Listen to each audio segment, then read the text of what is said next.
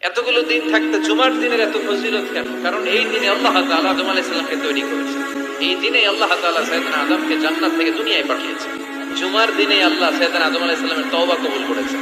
এই জুমার দিনে আল্লাহ তাআলা সাইয়েদনা আদম আলাইহিস সালামের রূহ কবজ করবেন। জুমার দিন ছাড়া কিয়ামত অনুষ্ঠিত হবে